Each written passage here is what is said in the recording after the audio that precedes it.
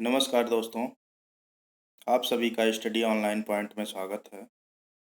दोस्तों, आज हम मौर्य साम्राज्य से संबंधित कुछ महत्वपूर्ण प्रश्न देखेंगे जो एग्जाम की दृष्टि से बेहद महत्वपूर्ण हैं। सैंड्रोकोटस से चंद्रगुप्त मौर्य की पहचान किसने की? तो ये सैंड्रोकोटस से चंद्रगुप्त मौर्य की पहचान विलियम जोन्स ने की।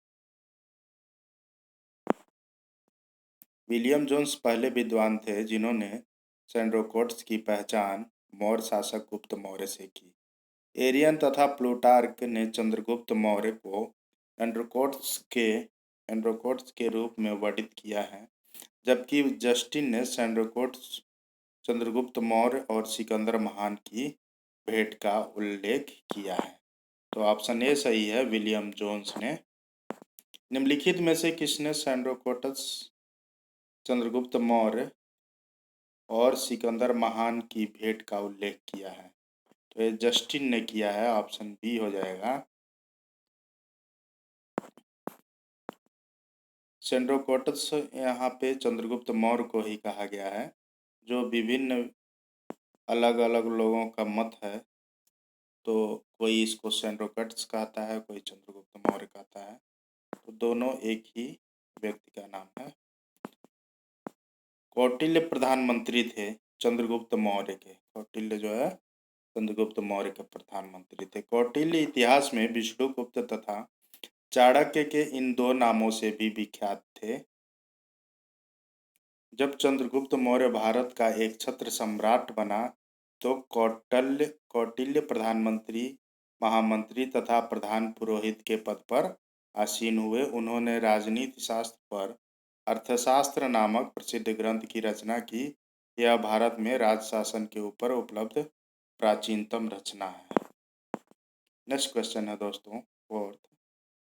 चाणक्य अपने बचपन में किस नाम से जाने जाते हैं? तो चाणक्य अपने बचपन में विष्णुगुप्त के नाम से जाने जाते थे। नेक्स्ट क्वेश्चन है, कौटिल्य का अर्थशास्त्र एक किस की पुस्तक है? चंद्रगुप्त मौर्य से संबंध में नाटक, आत्मकथा बी है। चंद्रगुप्त मौर्य का इतिहास सी है। डी शासन के सिद्धांतों का सिद्धांत। तो उत्तर हो जाएगा शासन के सिद्धांतों की पुस्तक है कौटिल्य का अर्थशास्त्र। छठवां क्वेश्चन है, निम्नलिखित में से कौन सा क्षेत्र अशोक के साम्राज्य में सम्मिलित नहीं था?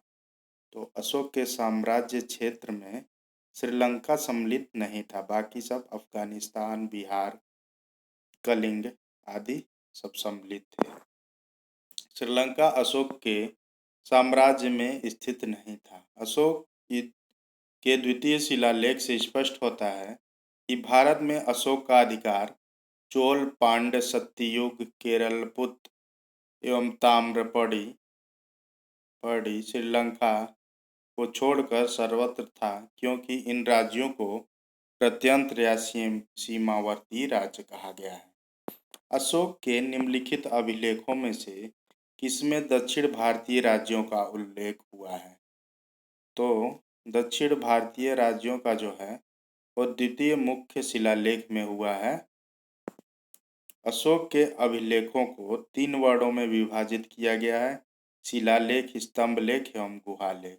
अशोक के द्वितीय बृहद शिलालेख में चोल, पांड्य, सत्यपुत, केरलपुत आदि दक्षिण भारतीय राज्यों का उल्लेख मिलता है। तो ऑप्शन बी हो जाएगा द्वितीय मुख्य शिलालेख।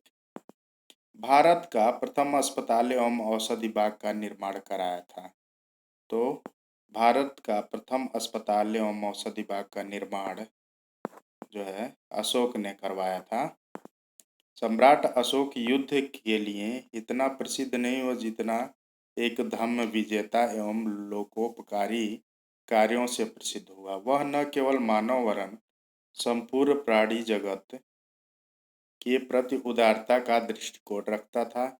इसी कारण उसने पशु पक्षियों के वध पर प्रतिबंध लगा दिया था। अशोक ने लोकहित के लिए छायादार वृक्ष, धर्मशालाएं बनवाई तथा कुएं भी खुदवाए। अशोक ने ही अपने शासनकाल में मनुष्यों व पशुओं के लिए उपयोगी औषधियों हेतु प्रथम अस्पताल, औषधालय एवं औषधि बागों का निर्माण करवाया।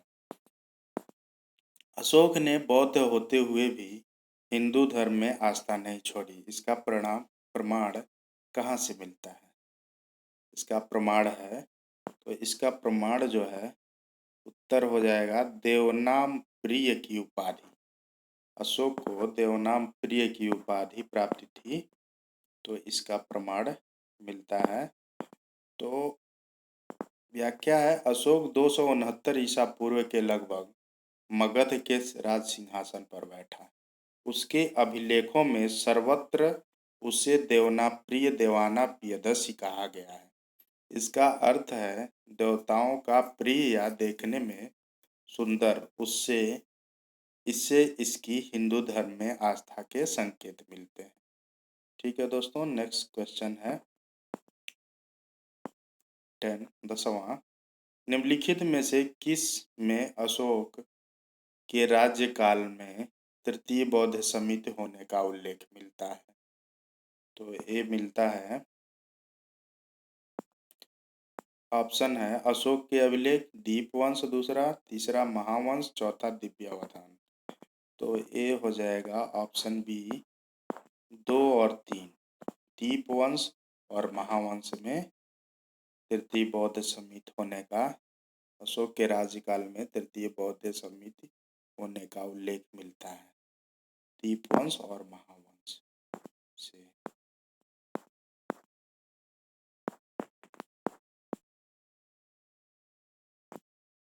तो ऑप्शन हो जाएगा ऑप्शन बी 2 और 3। सिंहली अनुश्रुतियों दीपवंश तथा महावंश के अनुसार अशोक के राज्यकाल में पाटलिपुत्र में बौद्ध धर्म की तृतीय संगति हुई। इसकी अध्यक्षता मोगलीपुत्र तिस्स नामक प्रसिद्ध बौद्ध भिक्षु ने की थी। तृतीय संगति हुई थी पाटलिपुत्र में। इसकी अध्यक्षता मोगलीपुत्र तिस्स नामक प्रसिद्ध बौद्ध भिक्षु ने की थी। नेक्स्ट क्वेश्चन है दोस्तों, अशोक ने शासन काल में बौद्ध सभा, यहाँ सभा है, बौद्ध सभा किस नगर में आयोजित की गई थी? तो अशोक के शासन काल में बौद्ध सभा जो है पाटलिपुत्र में आयोजित की गई थी। उत्तर हो जाएगा ऑप्शन बी। नेक्स्ट क्वेश्चन है, निम्नलिखित मौर्य शासक बौद्ध धर्म के अनुयायी थे? तो बौद्ध धर्म के अनुयायी थे, ऑप्शन है चंद्रगुप्त, अशोक, बिंदुसार, दशरथ। तो इसमें ऑप्शन हो जाएगा डी 2 और 4, अशोक और दशरथ जो है बौद्ध धर्म के अनुयायी थे। तो ऑप्शन डी हो जाएगा। इस तरह दोस्तों मौर्य वंश के इम्पॉर्टेंट महत्वपूर्ण क्वेश्चन जो है समाप्त हुए। दोस्तों आप लोगों से निवेदन है कि जो लोग हमारे चैनल को सब्सक्राइब नहीं किए हैं, स्टडी ऑनलाइन पॉइंट को जो लोग सब्सक्राइब नहीं किए हैं सब्सक्राइब कर लें और बेल आइकन को दबा लें, जिससे जो भी नए अपडेट्स हो, नए वीडियो आप तक सबसे पहले पहुँचे। दोस्तों आप लोग वीडियो को अधिक से अधिक शेयर कीजिए, जिससे और लोग भी इसका लाभ ले सकें। और जो भी कमेंट बॉक्स में आप अपने जो भी हो रहा है और जो भी हमारे प्रश्नोत्तर से संबंधित कोई दिक्कत हो तो आप उसमें कमेंट कर सकते हैं। मिलते हैं नेक्स्ट वीडियो लेकर, तब तक के लिए जय हिंद दोस्तों।